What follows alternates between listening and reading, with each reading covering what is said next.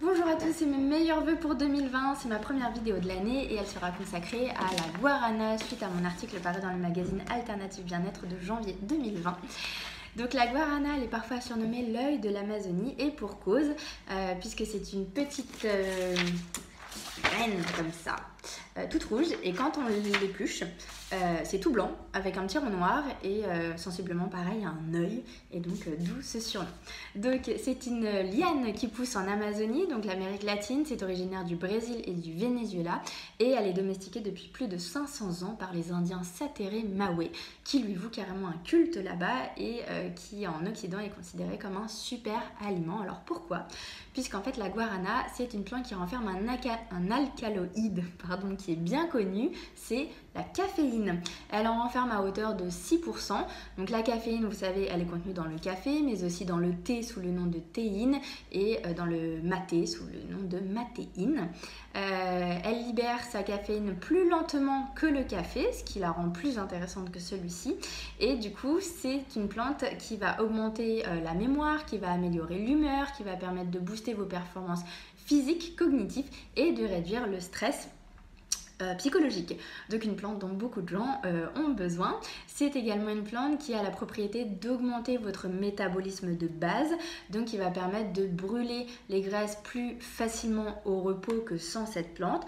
Alors là encore c'est pas miracle, comme jamais rien dans la minceur, mais en association avec d'autres plantes comme le maté justement, mais aussi comme les cétones de framboise, et en association avec un bon rééquilibrage alimentaire, une activité physique suffisante, un bon sommeil et une bonne gestion du stress, ça s'inscrit tout à fait dans une démarche minceur qualitative. Donc peut-être que vous l'avez connu ce guarana sous le nom de Guarana et que vous le voyez en boutique bio et diététique dans la marque Guayapi.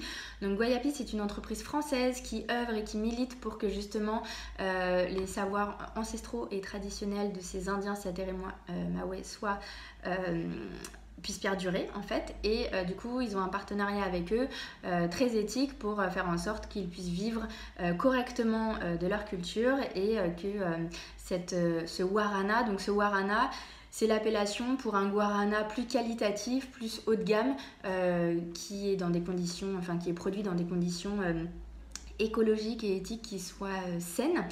Et voilà, donc c'est une marque que je recommande. Ça peut se trouver en poudre ou en gélule. Nous, à l'herboristerie du Palais Royal, on vend du guarana sous forme de poudre et de gélule également. Donc quand vous le prenez en poudre, c'est une petite cuillère à café de poudre tous les matins. Ça peut même être une demi-cuillère à café au départ pour commencer. C'est un petit goût un peu terreux, donc qui n'est pas apprécié de tout le monde.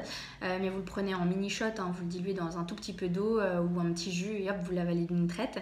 Et ça peut également être utile pour combattre la fatigue postprandiale. La fatigue postprandiale, c'est celle que vous avez après les repas, où vous avez le coup de mou avec la tête qui part en avant et que vous ne vous sentez pas très apte cognitivement parlant à faire face à votre journée. Vous pouvez en prendre donc juste après les repas, ça aidera. Ou il y en a qui le prennent juste avant leur déjeuner du midi, comme ça le temps qu'ils mangent, ensuite il y a l'effet qui s'installe. Et dans la minceur, c'est aussi une plante que vous pouvez prendre. Donc ça se prend le matin et le midi. On évite de la prendre le soir pour ne pas gêner le sommeil. Et vu que c'est une plante qui est boostante, elle est aussi stimulante pour le cœur. Et donc elle est déconseillée aux personnes qui souffrent d'hypertension, qui ont des troubles cardiaques. Elle est également déconseillée chez la femme enceinte et allaitante et chez l'enfant de moins de 12 ans. Voilà, je vous dis à très bientôt pour une nouvelle vidéo. Et d'ici là, prenez soin de vous au naturel.